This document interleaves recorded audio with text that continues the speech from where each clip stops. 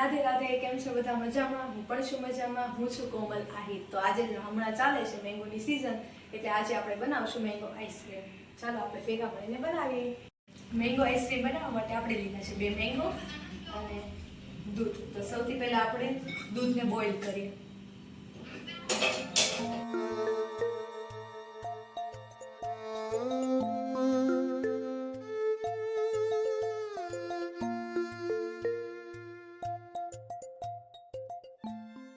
દૂધને આપણે બોઇલ થવા માટે મૂકી દીધું છે. હવે આપણે એમાં નાખીશું થોડી ખાંડ.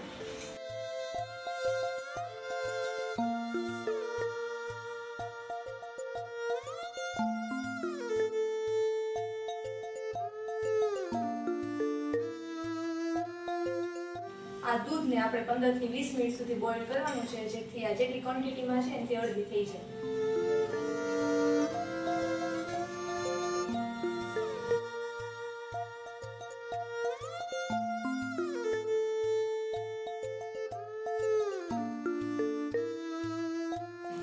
તો 20 થી 25 મિનિટ પછી આપણું દૂધ બોઇલ થઈ ગયું છે અને જેટલું હતું એના કરતાં અડધું થઈ ગયું છે.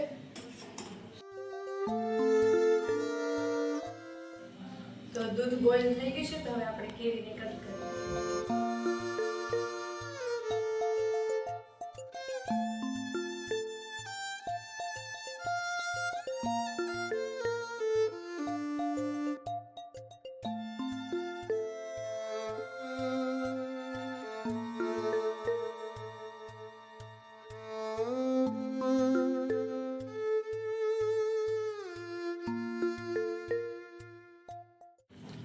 મેંગોને આ રીતના કટ કરી નાખ્યા છે. વચ્ચેથી જે ગોટલી હતી બહાર કાઢી નાખી છે ને થોડા મેંગોના પીસીસ લીધા છે, એ આપણે દૂધની અંદર નાખશું.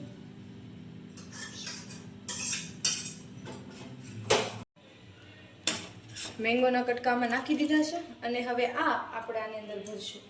તો આ બધું તૈયાર થઈ જાય પછી જે મેંગો વાળું દૂધ છે એ આપણે આની અંદર મેંગોની અંદર ભરશું.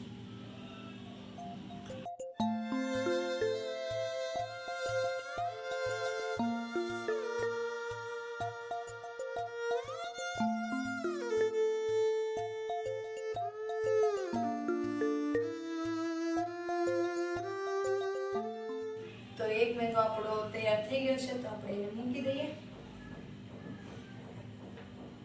હવે બીજું સેમ પ્રોસેસ.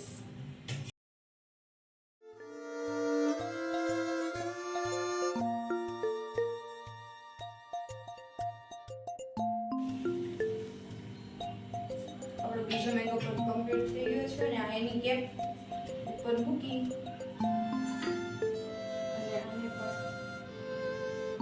આ બંને મેંગોને આપણે 2 થી 3 કલાક માટે આપણે ફ્રીઝ થવા દેશું અને પછી આપણે જોશું.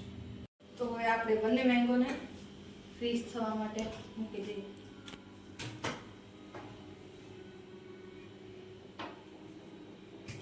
Three hours later.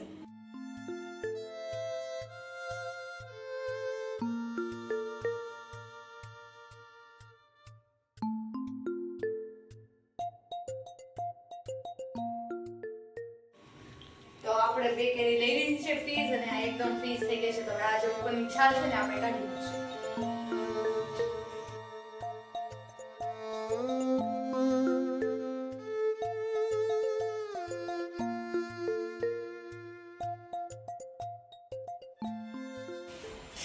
તો કેરીની છાલ આપણે ઉખેડી નાખી છે અને હવે આપણે એને કટ કરશું.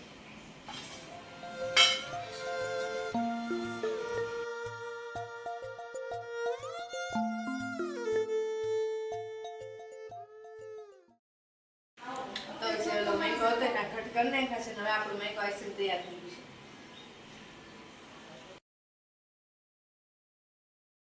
હવે આપણે એને ટેસ્ટ કરીએ.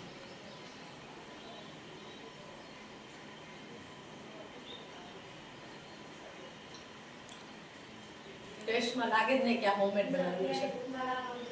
તો હોમમેડ આઈસ્ક્રીમ તો બહુ જ સરસ બન્યું છે અને તમે પણ આ ઘરે બનાવીને ટ્રાય કરી શકો છો. ઉનાળામાં આ સૌથી બેસ્ટ છે. આ વિડીયો ગમ્યો હોય તો લાઈક, શેર અને સબસ્ક્રાઇબ કરવાનું ભૂલતા નહીં. હું તમને મળી નેક્સ્ટ વિડીયોમાં. ત્યાં સુધી રાધે રાધે.